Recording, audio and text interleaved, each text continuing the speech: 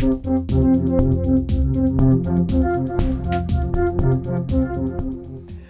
everyone, it's Elizabeth from Astrology at elpisastrology.com. Thanks for joining me today. So this is going to be my interpretation of the astrology for September 2022. But I want to remind you that you individually take that decision on how you think what I say fits into your life. You always have free will. And remember, this is a general reading. And when I do the reading for the sun signs and ascendants later on in the video, after my introduction, I actually use whole sign houses. It's just an easier way to do it. To have a more accurate reading, you really do need to look at your chart. And I know a lot of my viewers already know a lot about astrology, and they do that already. Okay, so how does September look? Well, it's interesting. We start off the 1st and 2nd of September with a yod. And a yod is kind of like a triangle, and it has two basically planets forming a sextile, but then they jointly form what's called a quincunx, or in conjunction. And when you have this in a natal chart, typically it's not necessarily a burden that you carry, but it's more like not feeling that you really fit in because you've got something in this lifetime that innately you know you have to do. But when we put it into an actual chart, a transiting chart, I tend to read this for more of a mundane aspect, unless you've got something like this exactly hitting some of your points. So what do we have here as part of the yod?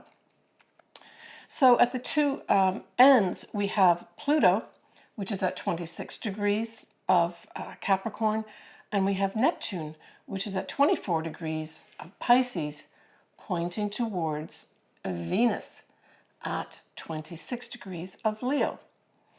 And so we see that these two powerful planets, in many ways transformational, truth-seeking for sure. If we could pick, I suppose, a couple words that could meld both the Pluto and Neptune, it would be truth, seeking truth. And it's pointing at Venus. So then we say, well, what? And it's Venus in Leo. I mean, Venus in Leo is kind of like, who's the star of the show here? It's the natural showman. It also speaks to being idealistic in love.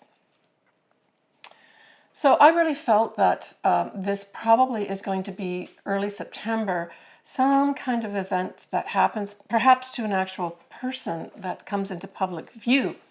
This may be a female because it is Venus, but it certainly will speak to our values, value of self, maybe value of females, as well as money.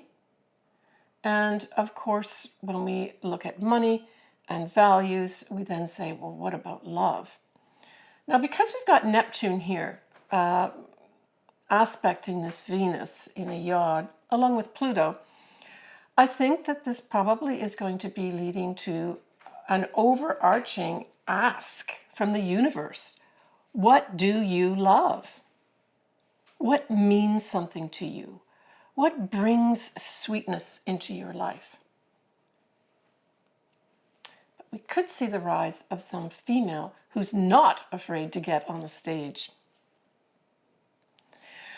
When we look at the 1st of September itself, we have Mars now in Gemini, and we know, we've heard various times where I talk about the fact that Mars is going to be in Gemini for quite a few months because of a retrograde, right? But on the 1st of September, it does sextile Jupiter, which is still, it's retrograde, but Jupiter is still in Aries. And this is at 6 degrees. So I saw this as, again, right at the beginning of September, positive movement in communicating and feeling very optimistic about it. It's opportunities, I would say, to express some kind of messaging or communication. Now, Gemini does rule the 3rd house, so I'm just going to cover some other things of the 3rd house. The main thing of the 3rd house is communications of any sort, including our thoughts, maybe collecting information. But it also brings in siblings, your neighborhood. Gemini is very much associated with writing and short journeys and really short courses or early sort of educational types of things. So it can cover those areas too. On the 3rd of September, we have Mercury, which is in Libra, opposite this Jupiter retrograde in Aries. Now, we will have Mercury going retrograde shortly too. So I would say that this Mercury retrograde I felt was an important retrograde, and I'll continue to speak more about that as we go along into this video.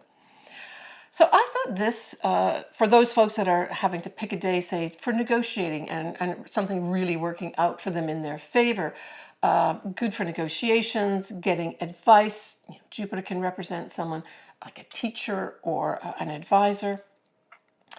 And it can also be a time when benefits could come your way, especially through things that are Libra related. And of course, that kind of boils down to laws, right? So for those folks that, and Jupiter to some extent also represents the law. So I think overall, this on the 3rd of September represents a potential time where you could meet up with somebody that could favorably help you negotiate through some kind of legal thing. And again, this doesn't have to be a negative thing, but it's going to be a back and forth because it's an opposition. An opposition isn't the most favorable aspect to have, but Jupiter on its own tends to be very favorable. So I saw this as a favorable time for folks that if you need to earmark a time in September for beneficial negotiations of some sort, 3rd of September would be a potentially good time.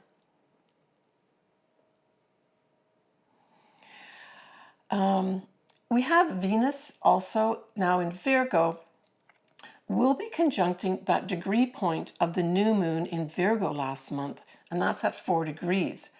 So for those folks, say some Virgos, either ascendants or sun signs or conglomeration of planets around 4 degrees of Virgo, this Venus coming in is just going to give a nice bump up in terms of benefits. Venus is viewed as the lesser benefic. But it could bring money in for you. It could bring a potential love. But this love will be a more practical, down to earth if it's a love type thing. But it can also just bring in some lovely sweetness with regards to love, values, and money. So see what you have potentially around this 4 degree mark of Virgo. All right, so we have the first lunation, which is a full moon. And this full moon is at 17 degrees of Pisces, 41 minutes. It puts the sun in the opposite sign, of course, at 17 degrees of Virgo on the 10th of September at 3 a.m. Pacific Daylight Time. We also have the sun, which will be trining Uranus, and that puts the moon sextiling Uranus. And I saw this as, just on that alone, positive change. No question of it. Positive change coming our way. And it could be as the result of, with the sun in Virgo, it could be as a result of us finally deciding, looking at the facts and the information we have, what makes sense here? What has some truth to it and validity and use? So on an individual basis, we may be going through an exercise like that. Now, we have an ongoing theme over the next couple months, certainly September and October, where we have in the background this Saturn, which is retrograde right now, squaring Uranus. And it's at 20 to 18 degrees respectively. And so again, we're looking at the old guard versus the new vision of our lives and how unexpected things come about to change things in terms of our individual destiny path and, of course, on the worldwide stage as well. Now, this can bring in new discoveries. That can certainly happen. I mean, Uranus certainly is all about scientific types of things. Uranus rules the skies above us. So that really speaks to, our universe.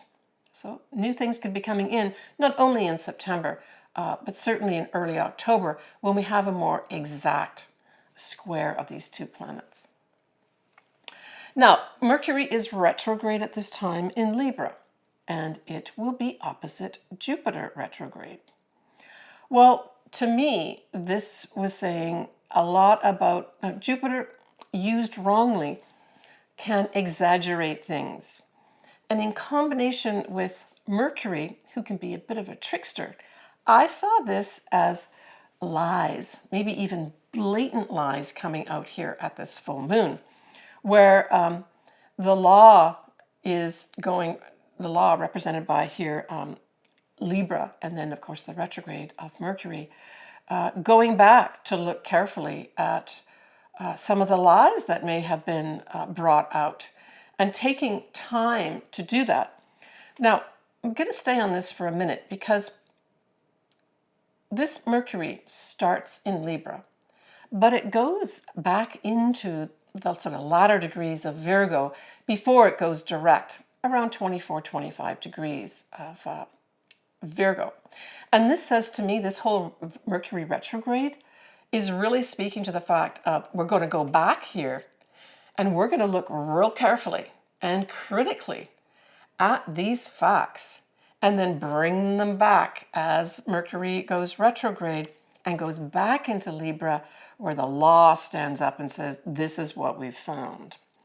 Now, this can apply to the world stage, but if you've got something around these degree points, Libra as well as Virgo, you could have something come up here too. And it could literally be the law, right, where you have to deal for some reason with the law.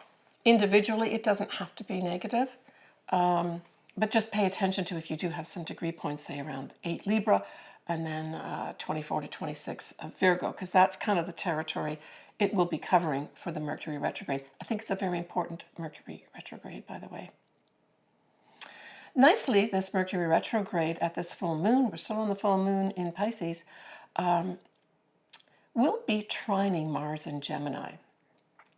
And although this brings in a positive, favorable energy, I just got this intuitive hit because this whole Mercury is retrograde, that there's an activation here of maybe some deception going on. So that kind of works with the whole opposition of Mercury opposite Jupiter too. I felt this was maybe deception, again, probably on the world stage of some sort, certainly communications, right? We're talking Gemini here, any kind of messages of any sort, whether it's on your cell phone, through letters, through emails, even through speaking, could all be up here. Now, we have Neptune, which is retrograde at 24 degrees of Pisces. It'll be widely conjunct this moon and sun. And I really felt, I got this image of dissolving, right? And that's the literal thing I got, was dissolving. And we certainly know that Neptune can do that. Neptune can dissolve things. So bringing in this whole thing into a picture for folks regarding this full moon, I saw this whole Neptune thing dissolving all the things that were put forward. And Mercury going in, collecting the facts in Virgo and bringing them forward. So the whole act will be the dissolving of what's not true and going back and figuring out what are the true facts here. That's how I saw this full moon in Pisces, generally speaking, playing out. But remember that the full moon in Pisces is an immutable sign. So that means you're able to bend and change. It is ruled by Neptune and then also by an ancient ruler of Jupiter. But both these planets are retrograde, so they're not really up to their full power. They're more working in the background. And that's how I feel it goes back to this whole collecting of information regarding what kind of messages were put out. So the other thing that Neptune rules is actually the feet And another image I got was people dancing, and it may be literally dancing for some folks, but it could also be tap dancing around things, trying to avoid the truth, right? That was another image I had. But on the positive side, certainly Jupiter as well as Neptune ruling this Pisces can represent imaginative creations. And with the sextile to Uranus, again, we may have some kind of scientific potential come up here. Maybe greater and bigger images from space will come in. But the other side of Pisces is you can have escapist fantasies. It highlights things like hospitals, charities, prisons, ashrams. It is also the sign of redemption, and it's a full moon. So for some folks, maybe even some Pisces here, they will feel a big release of some sort that's positive for them at this full moon. But as a dissolution, there's big chances here of spirituality, but confusion can also be brought in as well. But because I think this whole Neptune is dissolving things, that dissolving may actually clear a lot of things up for us, individually as well as collectively. Now, on the opposite side, where we have the Sun in Virgo, this is also a mutable sign. So there's lots of room here for negotiations, for changing our mind, that type of thing. But it's introspective, it's discreet and methodical, and it likes to be of service to others. It really likes to get in and analyze the facts and decide what's worth keeping and what isn't worth keeping. And it rules in terms of the body, that the digestive organs, and this then lends itself to that whole health aspect of Virgo too. Now, I talked about Mercury going retrograde. It does go retrograde that day at 8 degrees and 55 minutes of Libra. But it will go direct on the 2nd of October at 24 Virgo. And as I said, I think this is where the law goes back to collect the facts and brings them right back in October. All right. On the 17th of September, we have the Sun sextiling a retrograde Neptune. Now, it'll do this every year. It's just nice setup where you are given opportunities to really maybe in an introspective way reflect on truth, reflect on your spirituality, maybe even get involved in some aspects of spirituality, charity work, that could come in here. Anything of service could be up for some folks too. We have Venus at 14 degrees of Virgo, will be squaring Mars in Gemini. So this could just have us, I saw this as folks debating the facts. You know, I saw this back and forth. I say this, you say that. Remember, Gemini is two people, right? So that's what I see coming up also on the 17th of September. But nicely, we also have Venus trining the North Node, which of course is in Taurus. And so this gives us favorable energy to potentially get on, to get some benefits from aiming towards, you know, our destiny, basically, because the North Nodes represent our destiny, right? More our collective destiny. But certainly if you've got your own North Nodes, for instance, in Taurus, and you're having your nodal return, this Venus trining this can give you some money. It can bring love your way, but it can, I always like to look at it, especially connected with the North Node, that you really get a firm understanding of the value of yourself. On the 19th of September, we have that Sun now trining Pluto retrograde. And even though it's a retrograde, it's more introspective for sure if we've got a retrograde happening. But again, this is positive energy. And it's positive energy to transform, more so our internal psychological selves.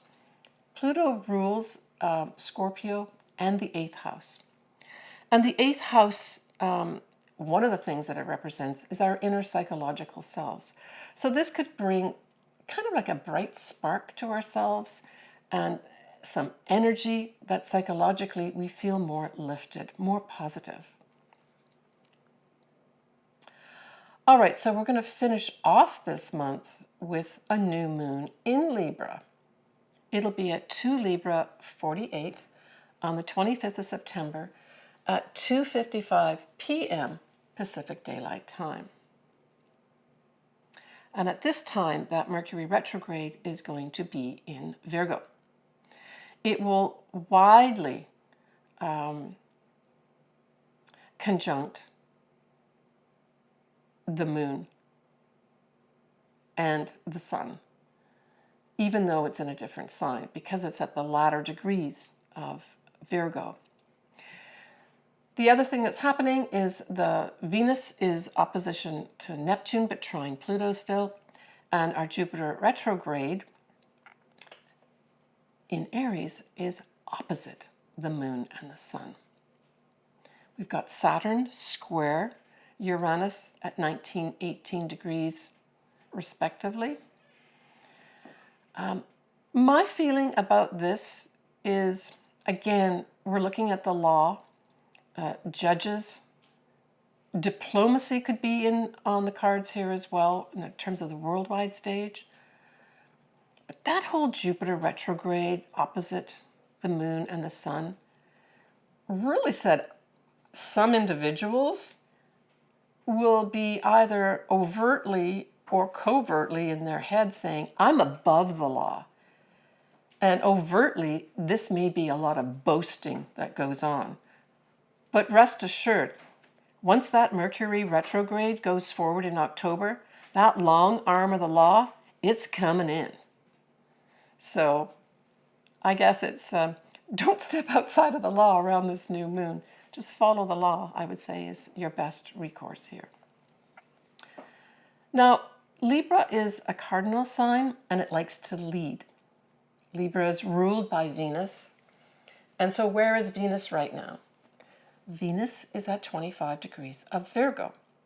So at this new moon, Venus is saying, I have to be practical. I have to use my critical faculties to figure out what facts are important here. I may even need to take care of, maybe some individuals, of your digestive system. Maybe some corrections for some individuals have to come in here too.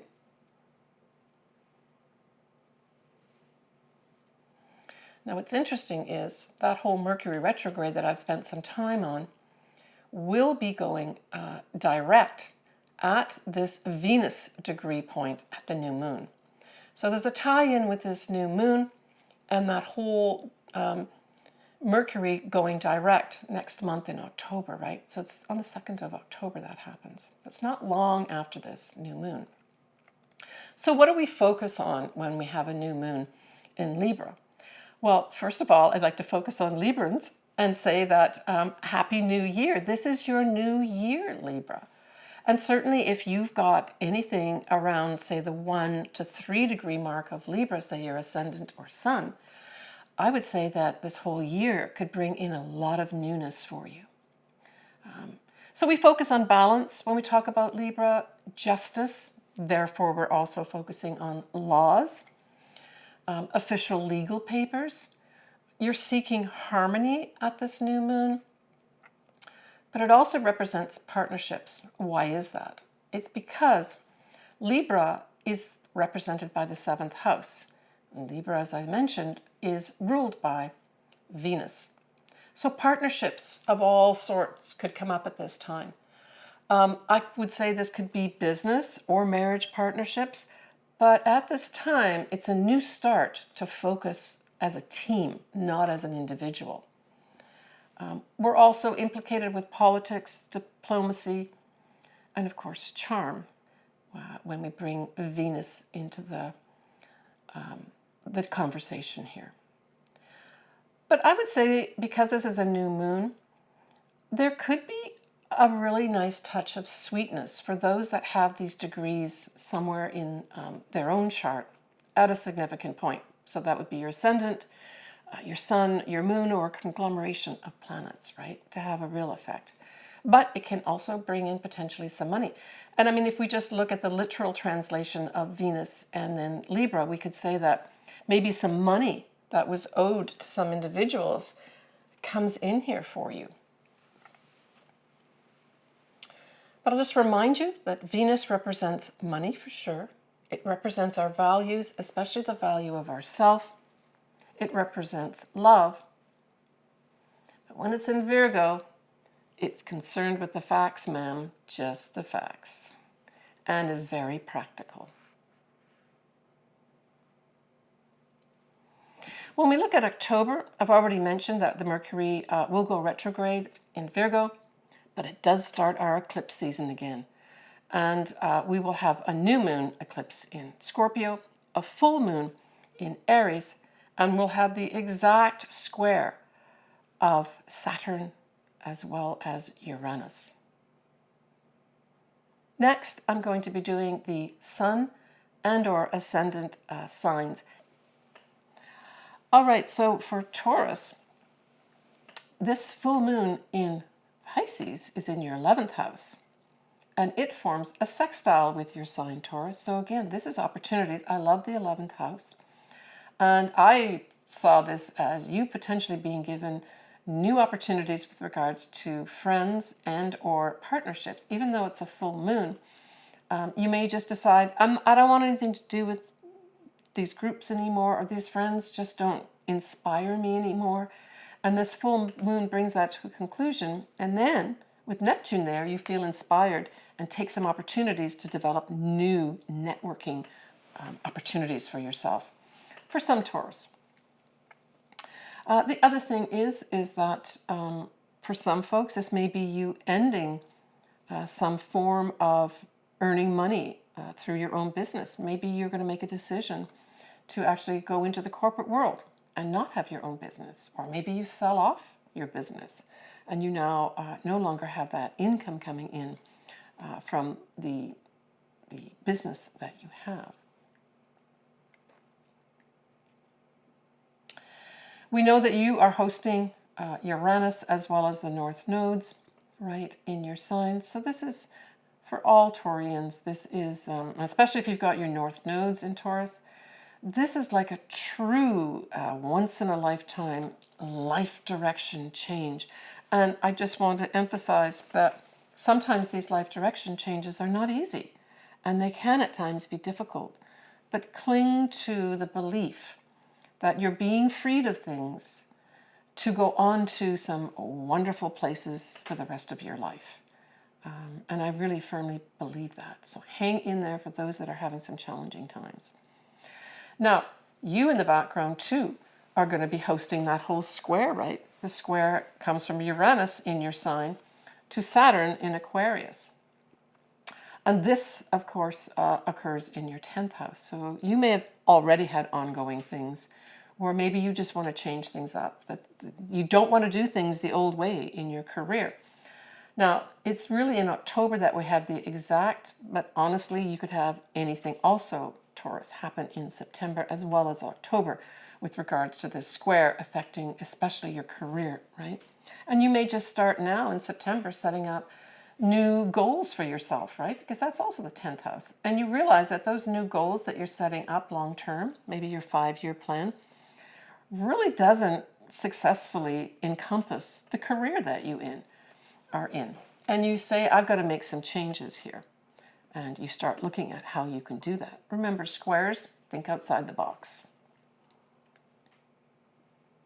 Now, the new moon in Libra is in your 6th house. So this may be tied in with that whole thing that I just spoke about with the 10th house. The 6th house, generally speaking, is your day-to-day job, or if you don't work, your day-to-day habits. It's also your health, and it can be small animals too. Venus rules Libra, but Taurus, Venus also rules your sign. So this is a nice little influence here for you. With a new start, I think this is a new start, either in a job, more than likely it's a job. You may even stay in the same job, but sort of change something just to better suit what you view as your future career.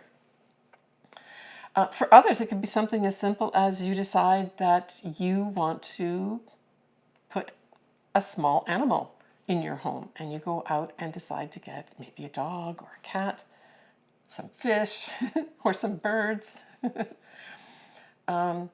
But I think for most, it's going to be a new beginning with regards to the job that you're doing.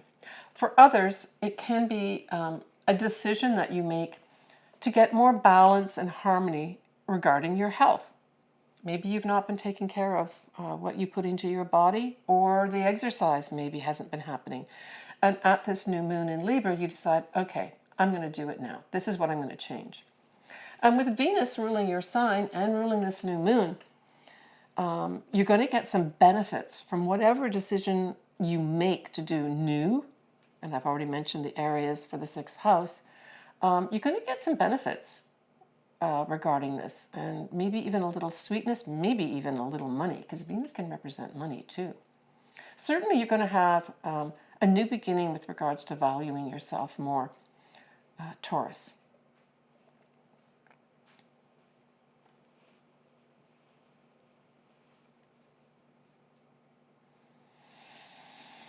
Okay, take care, Taurus. Okay, so that wraps up my video for September 2022. I hope you've enjoyed it. I always like listening to your comments and having some dialogue back and forth.